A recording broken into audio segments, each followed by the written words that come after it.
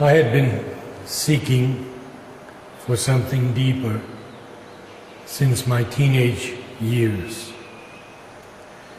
And I studied Raja Yoga with a Pandit in New York City. And one day he said to me, "Would you like to go to Shantiniketan, Tagore's university, and study Indian music to complement the music you are doing now?" And I thought that was a wonderful idea. I had previously spoken to my mother and father and told them I wanted to go to India. Maybe I was 18 or 19. And they said, no, it's too far away and you'll be far from us. And so I said, okay, then I want to go to Cuba because Castro has just done the revolution. Okay, you can go to Cuba. So I went to Cuba and I saw the aftermath of Castro's revolution.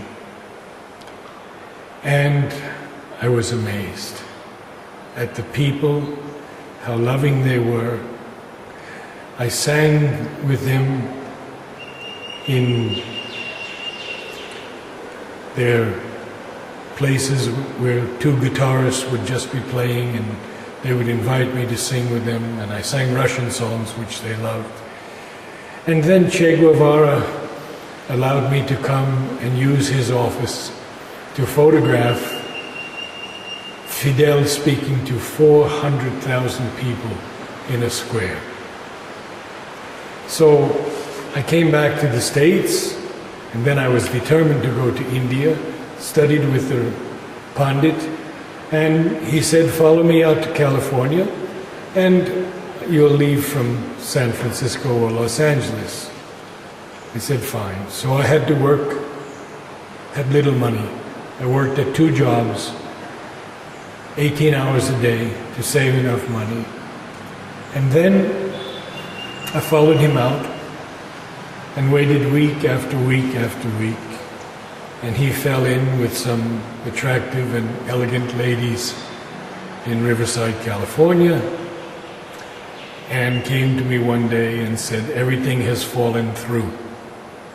If you really want to do yoga, go back home to your family and practice samatha, equality. Something in me rose up and I looked him directly in the eye and I said, no, I am going to India. And within a day or two, I met Jyoti Priya, Dr. Judith Tyberg. Her name was given to her by Sri Aurobindo. And she said, oh, but you are destined to go to Mother. And her library was filled with the writings of Mother and Sri Aurobindo. And many people would come on the weekends. And there was always a speaker. And she said, Mother will want a sample of your handwriting and a photo of you. So we took care of that. And very shortly after that, Mother sent a telegram to Jyoti Priya about me. And she said, tell him he may come and stay as long as he likes. This was such a powerful message. So I left on a freighter, and it was the most horrendous journey you can imagine. We hit a typhoon off Alaska, and the front deck was filled with huge redwood timbers that I watched snap off like toothpicks into the water until the deck was clean. The captain and all the crew were praying, all Japanese, and he said to me, 1 more degree and we capsize. And I knew we wouldn't capsize because I had to come and see Mother. I arrived on the 23rd of November and saw Mother for the first time, November 24th, darshan. Very shortly afterwards, within a few days I believe, I had my interview with her, which lasted about 1 hour. Just the two of us. I entered the room and she was seated in the chair. And it was so powerful.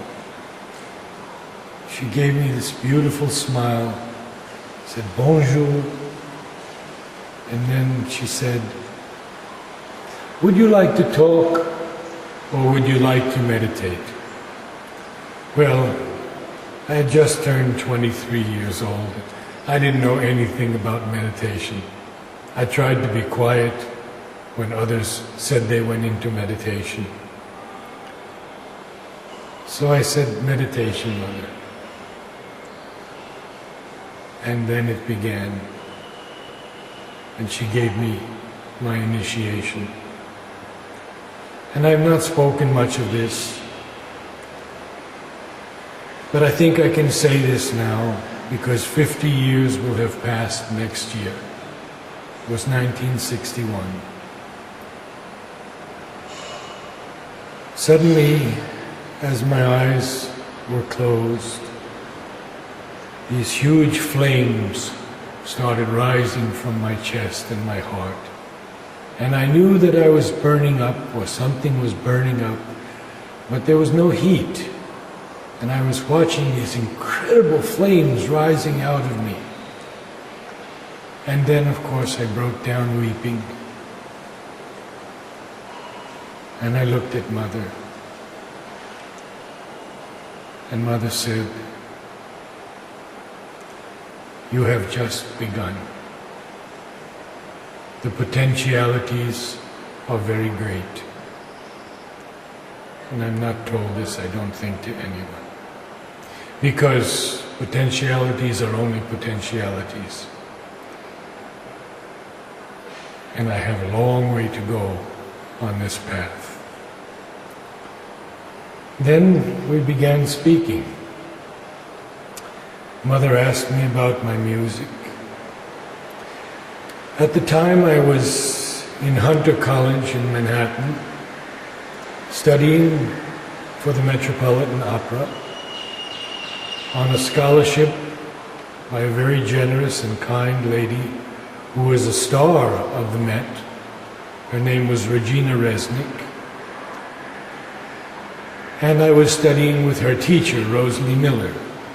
So I was singing opera, lieder, art song, and the music was somehow inside of me. I can't actually explain. And Mother said, "Is the music with you now?" I said, "Yes, Mother. It is always with me." And Mother smiled and said, "Not always." And then she took it away for some time so that I could develop in other ways. But to continue, she told me about different musicians, what they had brought down. And at one point she said, "The music most heard in the subtle spheres is that of Chopin." But I don't know why. She just simply stated it like that. Then she became very quiet and looked at me, and in a powerful voice she said, "You must bring down a new music."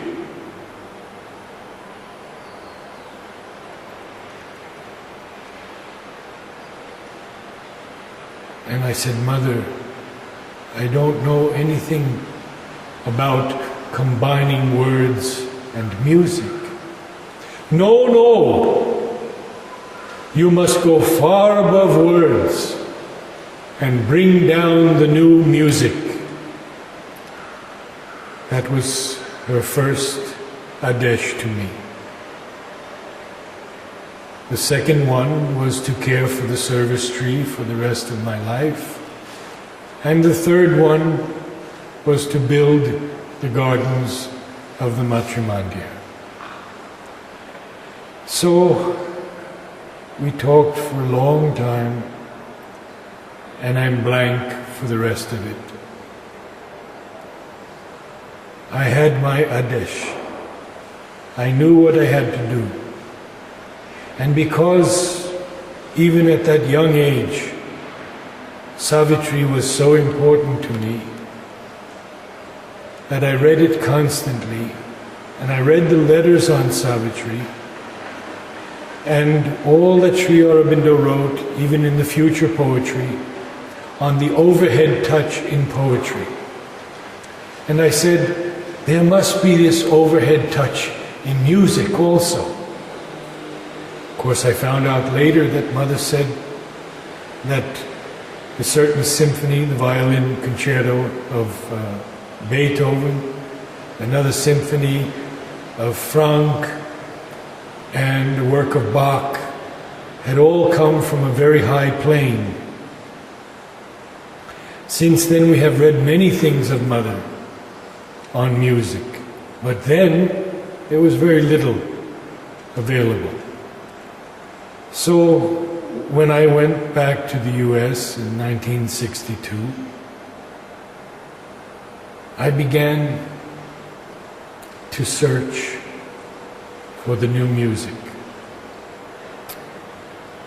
Because I was oriented towards voice, and I had spent years in my family's church, the Russian Orthodox Church, which is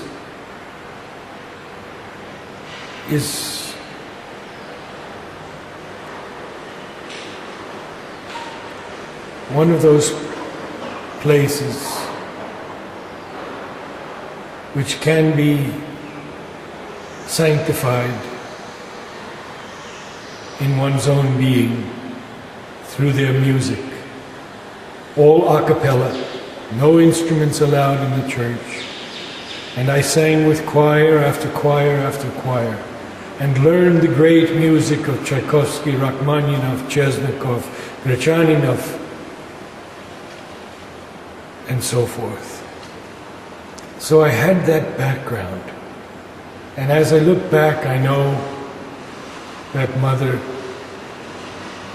had been guiding me all along. Because she said of all the instruments, the human voice is the most beautiful. I listened to thousands and thousands of pieces of music to find the overhead touch in music. And I found it here and there in certain pieces. Not only choral music, but as an example, Barber's Adagio. And I kept looking and searching. I listened to all kinds of music. And then it was around 1965, I had an inspiration to write to Mother and ask her what music she hadn't heard in all the years since she came finally to Pondicherry.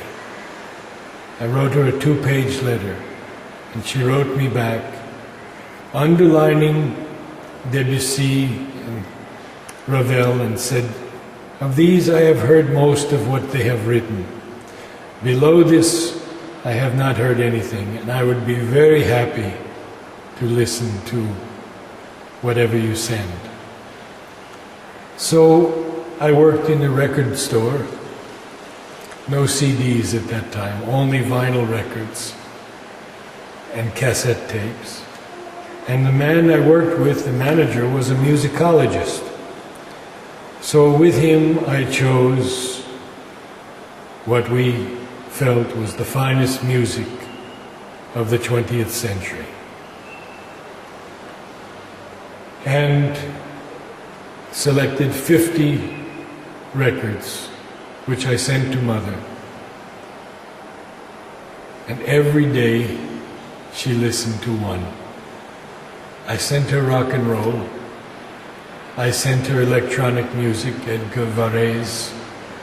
I sent her all kinds of modern music, Alban Berg, and 12-tone systems, Stravinsky. So this was all part of this search for the new music that she told me to bring down. I began a small choir. I wouldn't call it a choir. But let me go back just a little bit and talk about the first choir I had in the ashram. There were about 20 people, many of whom are still here today. Manoj Dasgupta, Richard Pearson, Tublu, and many others, Lilu, Kokila, so many of them, still here, Dali. And we began practicing, and it was a good choir. So a friend of mine, Marilyn Widman, told me, you write to Mother and say you want to sing to her. So I wrote to Mother, and there was no answer. And I thought, Mother's too busy. Marilyn pushed me again. Write to her because maybe she didn't get your letter. So I wrote again. No answer. And I had just turned 23. And Marilyn pushed me and she said, tell Mother you're going to sing for her outside of her balcony. This was the old balcony on Balcony Street. And I always stood under Mother's feet, just in front of them. And it was as if you could almost reach up and touch her feet. So Mother writes back,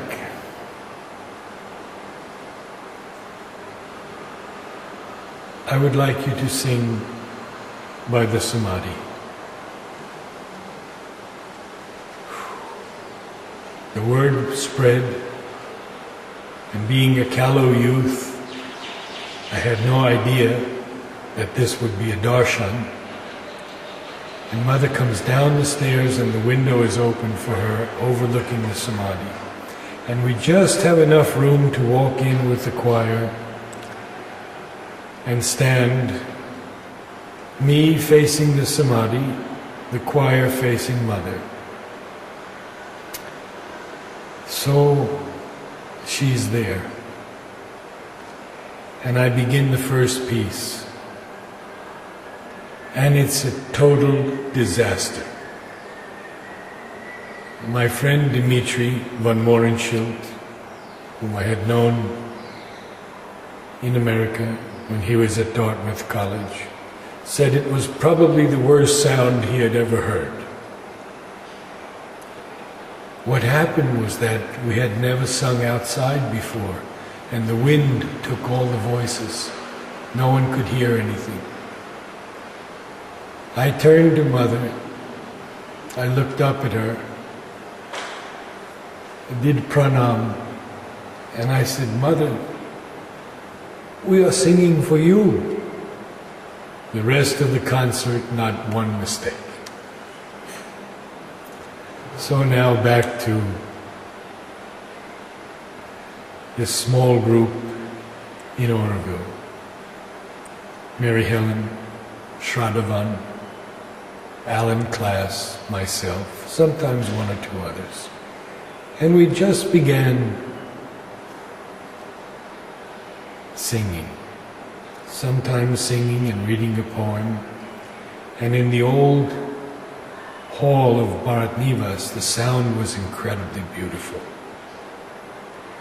And then we wrote to Mother. I don't remember the whole thing. But Mother told us a little bit more.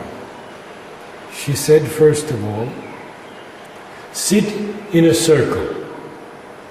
and have no preconceived idea as to what you will sing. Then she said,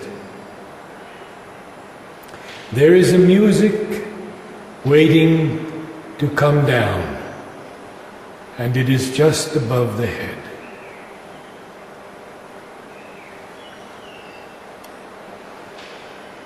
Many years passed.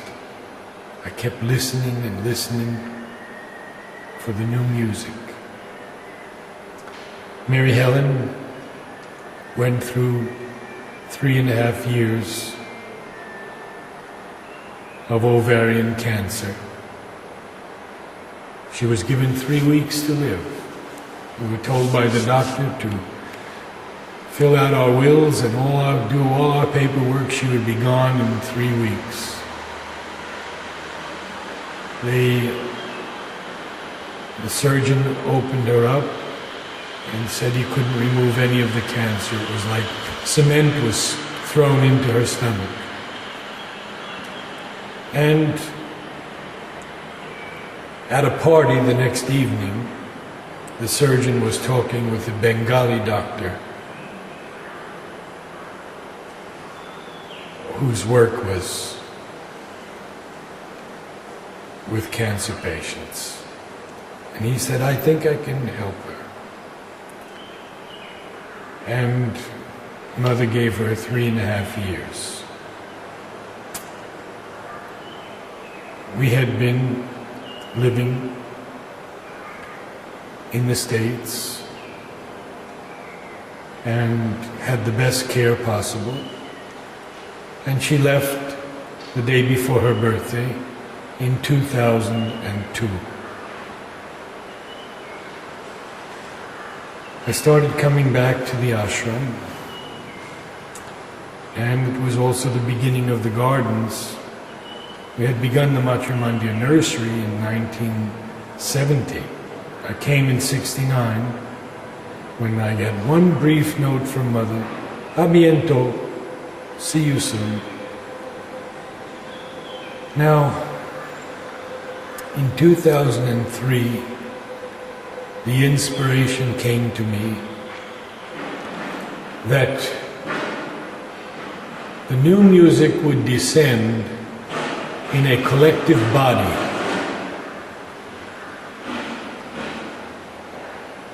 And this was a very powerful experience. How to do this? We had no roadmap, no guidelines other than those few words from Mother. I went to Nolini, 1979, I believe it was, or 80, on my birthday. And I think this was the key that he gave me. I had written 2 pages on Oroville and all of its problems, and he responded to this in detail and told us Mother was trying 1,000 different ways in Oroville. And then he became very quiet also, and he said, pointing at Mary Helen, "Your body." Then he pointed to me, and he said, "And your body." And then he pointed to himself, and he said, "And my body." We think they are different bodies. They are not.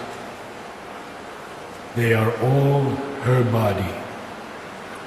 She has put a part of herself into each of us.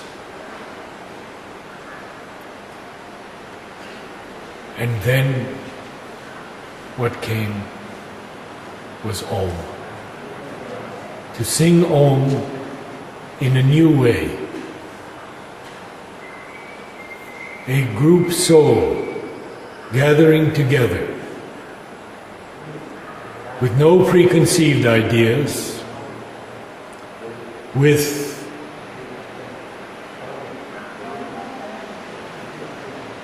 a deep aspiration, offering the voice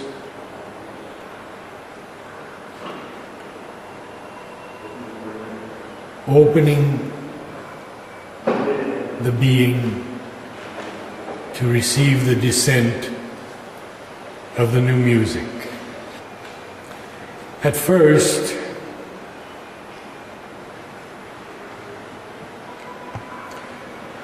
perhaps there was not so much harmony. People would come and feel that it was a venue for showing off their voice.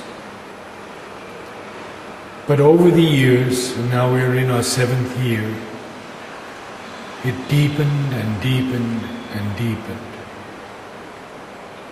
And as we went deeper, the greater music descended. As we realized that we were one sacred body, offering itself to the divine. And I have often quoted the first sentence of the Mother, which I don't have with me, so I can only paraphrase it. But Sri Aurobindo said, there are 2 powers that alone can effect in their conjunction the great and difficult thing which is the aim of our endeavor. A fixed and unfailing aspiration that calls from below, and a supreme grace from above that answers. This is the Om Choir. Attendance has grown from a few people in the ashram to 45 to 60. Older ashramites. Then at Savitri Bhavan, in this very room, we have had up to 100, 120 people singing Om. And the power of this is so great that people have visions constantly. Not only visions, but I'm told of healing experiences, chronic pains disappearing. And though I don't have the inner vision, because basically I'm just a prayer. And when we gather, I ask the Divine to bless each one who has come for this sacred work, because it is a collective, a true collective experience. And I don't know of many of these where we are all at least aspiring to recognize that we are one group soul, come down to do the Mother's work. Many people come who are tone deaf. They can't either hear the note or they can't reproduce it. But all are welcome, because we have to throw out our judgmental notions of good and bad music. Who can judge another's aspiration, another's sincerity? And musicians especially have to get rid of the notion of Eastern music, Western music. This is a totally new music. It is a music that has the power through Om of transformation, of effectuation, of healing, coming through our bodies, descending into our bodies, and going into the earth. And so, wherever people want to begin an Om choir, I offer to go. In Lodi Ashram, regularly, there is an Om choir. Now, in Colombia, they want to start an Om choir. We have an Om choir in South Carolina every year. In the annual Om meetings, there's always an Om choir. And recently, I was asked to meet with 8 and 9-year-olds, and we sang Om together in Delafon, in the ashram, and it was so beautiful. Lazzo attended the next to the last Om choir, and he is a fine musician, a violinist, and a teacher. And he came up to me and he said, I want to do this with the children, all of the children. And I gave him a paper of all the writings on Om that I found from Sri Aurobindo. And one day I will quote those. Mother has said, Om is the signature of the Lord.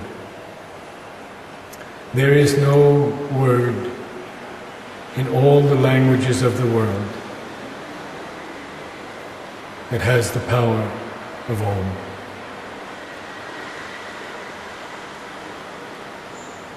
I can also say that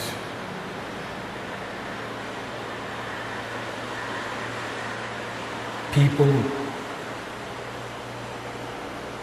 who tell me of their visions are changed. I keep all names confidential, but perhaps in the next session I could read some of these experiences, which are so beautiful and so powerful. And I'll just tell you one that happened last night. An elderly lady at the end of the Om choir came to me and held my hands, put her head against my head and my hands. She spoke no English. Tears. And as I closed up the room and went down the stairs, a friend was there who spoke Gujarati, and he translated for me what she was saying. Her face was absolutely radiant, and she kept saying it over and over and over again. I saw all the gods, and all the gods were singing and calling Mother down into the Om choir. And they were coming, Mother was coming, and all the gods were there. And she couldn't stop saying this. And then this man said to me, it was somewhat as a little indistinct, but I saw Mother's eyes, and she was with us in the Om choir. The Om choir continues, and I will be away for some time. But in the future, I will speak to you about the exercises that we do. As I said, the experiences of many people. Also, the fact that these rooms that have heard Om sung hundreds of times over are now sanctified rooms. Sanctified because the presence is here also. And we leave the Om choir changed each time. We are changed. And I know that every note of every Om choir that has ever been sung is preserved nothing is lost.